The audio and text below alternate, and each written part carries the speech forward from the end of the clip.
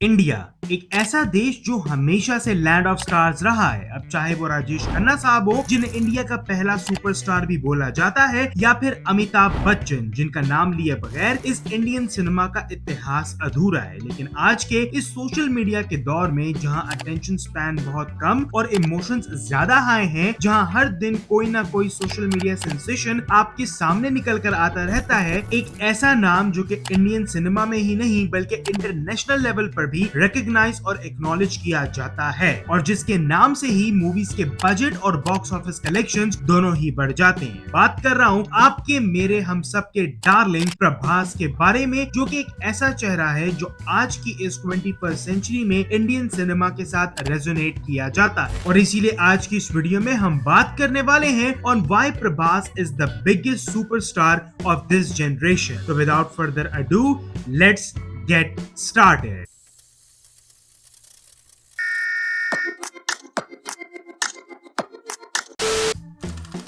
अब उप्पलापति वेंकटा सूर्य नारायण प्रभास राजू या सिर्फ प्रभास का जन्म हुआ 23 अक्टूबर 1979 को। इनका ताल्लुक एक फिल्म फैमिली से है, जहां इनके अंकल एक प्रोफाउंड तेलुगु स्टार हैं और इनके फादर एक प्रोड्यूसर। प्रभास ने अपना डेब्यू किया इन 2002 ईश्वर मूवी के साथ, लेकिन उनकी breakthrough movie at the box office was Varsham. उसके बाद उन्होंने तेलुगु सिनेमा में ही बहुत सारी कमर्शियली सक्सेसफुल मूवीज दी, जैसे कि छत्रपति, बुजीगड़ू, बेल्ला, डार्लिंग एंड मिर्ची, और इसीलिए उनको इंडस्ट्री में रेबल स्टार और डार्लिंग के नाम से जाना जाने लगा। लेकिन इट वाज द ईयर 2015 जिसने प्रभास दी एक्टर के लिए सब कुछ बदल कर रख दिया, क्योंकि यही वो साल था जब एक विजनरी डायरेक्टर एस राजामौली ने एक ऐसा स्पेक्टिकल इंडियन सिनेमा के सामने रखा जिसने पूरी इंडस्ट्री को हिलाकर रख दिया। बाहुबली दी बिगिनिंग की शक्ल में, जिसने इस दुनिया को अमरिंदर बाहुबली के किरदार से मिलाया, जिसको प्रभास ने अपने चार्म और करिश्मा से अमर कर दिया।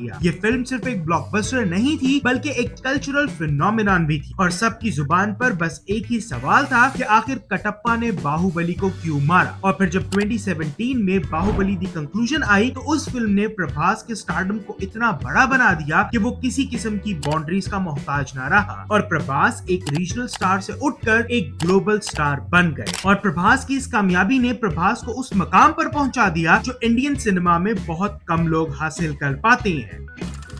अब देखो, आसमान की ऊंचाइयों तक पहुंचना शायद मुश्किल हो सकता है, लेकिन उससे भी मुश्किल है उस ऊंचाई पर डटे रहना। बाहुबली की कामयाबी से प्रभास उस आसमान की ऊंचाई पर तो पहुंच गए थे, लेकिन वहां पर टिके रहना उनके लिए थोड़ा मुश्किल होने वाला था, क्योंकि बाहुबली के बाद फैंस, क्रिटिक्स, यहाँ तक के न्यूट्रल ऑडियंस भी सिर्फ इसी इंतजार में थी कि आखिर प्रभास की आने वाली मूवी कौन सी होगी। ऐसे में वो अनाउंस करते हैं एक high octane action film Sujeeth के साथ नेम्ड साहो, जिसका टीजर ट्रेलर तो बहुत ज्यादा अप्रिशिएट किया गया, जहां बहुत लोगों का ये कहना था कि शायद ये मूवी इंडियन सिनेमा में एक्शन जॉनर को री इन्वेंट कर देगी। लेकिन जब ये मूवी रिलीज हुई तो सबकी उम्मीदों पर मानो पानी सा फिर गया हो। बहुत सारे लोगों का आज भी ये ओपिनियन है कि साहो का action and cinematography is one of the best out of Indian cinema, लेकिन उस मूवी की स्टोरी ऑडियंस को ग्रैब नहीं कर पाई, और 350 करोड़ में बनी ये फिल्म अपने रन टाइम के अंदर सिर्फ 439 करोड़ कमाने में कामयाब हो पाए। और प्रभास जैसे स्टैचर के स्टार के हिसाब से इसको सिर्फ एक मीडियोकर फिल्म ही कंसिडर किया गया। उसके बाद 2022 में प्रभास अपना एक और वेंचर ऑडियंस के सामने प्रेजेंट करते हैं राधे श्याम की शक्ल में, जिसने प्रभास को एक रोमांटिक हीरो की तरह मार्केट करने की कोशिश की। एक superficial love story with a backdrop of Europe starring Prabhas and Pooja Hegde. Makers को लगा कि आखिर इस सारे नैरेटिव के साथ क्या ही गलत हो सकता है, लेकिन वो गलत थे, क्योंकि ये मूवी भी ऑडियंस पर अपना मार्क ना छोड़ पाई, और 300 करोड़ में बनी ये फिल्म अपना बजट भी रिकवर करने में नाकामयाब रही, और एक फ्लॉप कंसिडर की गई at the box office by both critics and audience. दो back to back underwhelming movies देने के बाद प्रभास के फैंस भी सोचने लगे कि आखिर प्रभास क्या ही गलत कर रहे हैं, लेकिन उनको क्या पता था कि the worst is about to come, क्योंकि 2023 में हमें प्रभास के करियर का शायद सबसे सबसे बड़ा डिजास्टर देखने को मिला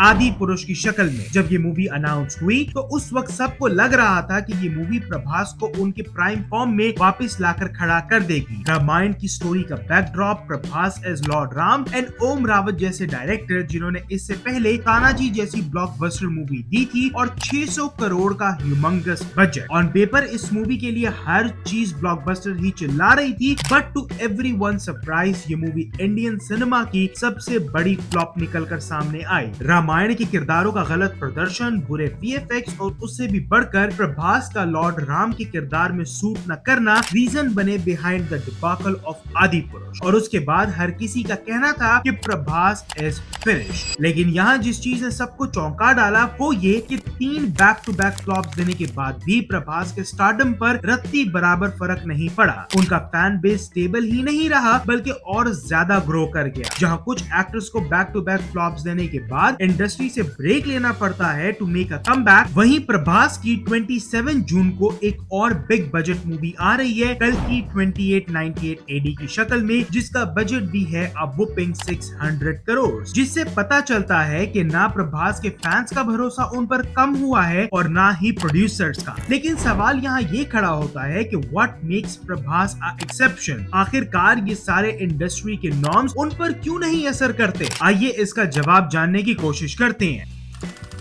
स्टारडम की दुनिया में बहुत ही कम ऐसे एक्टर्स हैं जो ऐसी कल्ट फॉलोइंग को एंजॉय करते हैं जो प्रभास के पास है। उनके फैंस सिर्फ उनके एडमायरर्स ही नहीं है बल्कि वो उनके डार्लिंग्स हैं, उनकी फैमिली का पार्ट है जो उनके हर मूव को एंजॉय करते हैं, जो कि इस टिपिकल फैन स्टार के रिलेशन से काफी ऊपर चला जाता है, जिसने प्रभास के लिए एक पावरफुल और एंड्योरिंग कल्ट फॉलोइंग बना दी है जो कि इस सिनेमा की दुनिया में बहुत कम देखने को मिलता है। और ये डेडिकेशन जो प्रभास के फैंडम की उनकी तरफ है वो आपको हर इवेंट, हर म्यूजिक लॉन्च या ट्रेलर लॉन्च पर देखने को मिल जाएगी। और ये सिर्फ यहीं तक सीमित नहीं है, क्योंकि ये प्यार आपको बॉक्स ऑफिस पर भी देखने को मिलता है, जहां प्रभास की फ्लॉप फिल्म्स का ओपनिंग डे भी इंडियन सिनेमा के रिकॉर्ड्स तोड़कर अपने नाम कर लेता है। और यही पैशनेट सपोर्ट एक सबूत है उस गहरे रिश्ते का जो प्रभास शेयर करते हैं विद हिज ऑडियंस। उनके फैंस सिर्फ उनके ऑन स्क्रीन करिश्मा को ही नहीं बल्कि ऑफ स्क्रीन हम्बलनेस और जेन्युइन नेचर को भी चेरिश करते हैं। और ये सपोर्ट आपको सिर्फ डिजिटल रैम में ही नहीं बल्कि ऑन ग्राउंड लेवल भी नजर आता है, जहां उनके फैंस उनके बर्थडेज पर और मूवी रिलीजेस पर बड़े बड़े इवेंट्स ऑर्गेनाइज करते हैं और एक बस क्रिएट करते हैं ताकि उनकी मूवीज की रीच और भी न्यूट्रल ऑडियंस तक पहुंच सके। लेकिन प्रभास का स्टारडम सिर्फ इंडिया तक ही लिमिटेड नहीं है, वो उन बहुत ही कम इंडियन एक्टर्स में आते हैं जिनकी फॉलोइंग अक्रॉस द ग्लोब है। और यही नेशनल और इंटरनेशनल रीच मिलकर प्रभास को एक सुपरस्टार से मेगा स्टार बनाती है।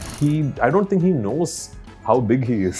और इसीलिए प्रोड्यूसर्स, डायरेक्टर्स के बीच में एक टग ऑफ वॉर चल रहा होता है प्रभास को साइन करने की, क्योंकि उनको भी पता है कि प्रभास का ऑन बोर्ड आना उनकी मूवी के लिए सबसे बड़ी प्रमोशन होने वाला है, क्योंकि उनका ये अनवेवरिंग स्टारडम इतनी ज्यादा आईबॉल्स और ऑडियंस एक प्रोडक्ट के लिए लेके आता है जो कि किसी भी प्रोड्यूसर या डायरेक्टर के लिए किसी सपने से कम नहीं होता।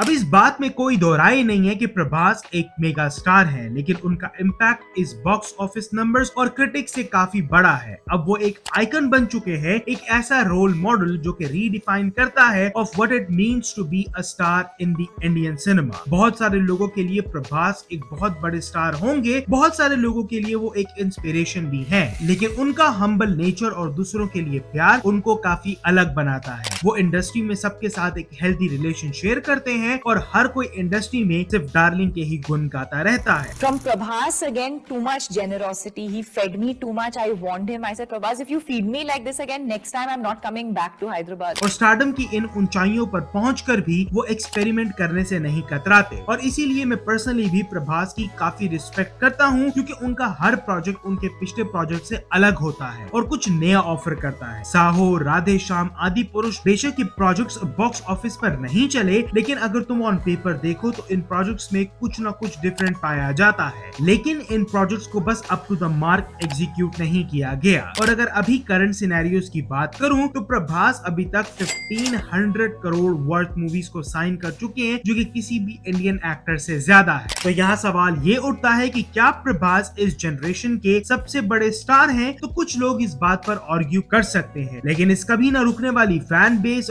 बड़े से बड़े प्रोजेक्ट्स को अपने नाम करना और एक ऐसी पर्सनालिटी रखना जो करोड़ों दिलों पर राज करे। तो आज की डेट में प्रभास सिर्फ इंडियन सिनेमा का चेहरा ही नहीं है बल्कि उसका धड़कता हुआ दिल भी है। तेरो आज के लिए बस इतना ही। मुझे नीचे कमेंट्स में जरूर बताना कि तुम्हें क्या लगता है, क्या प्रभास इस जनरेशन के सबसे बड़े स्टार हैं या नहीं। अपने ओपिनियंस कमेंट में जरूर शेयर करना और अगर ये वीडियो पसंद आई हो तो लाइक और चैनल को सब्सक्राइब जरूर कर देना और बेल आइकन को भी प्रेस करना ताकि मैं जब भी कोई नई वीडियो अपलोड करूं तुम्हें पता चल जाए। और मैं मिलूंगा तुमसे अगली वीडियो में, तब तक के लिए पगलिंदा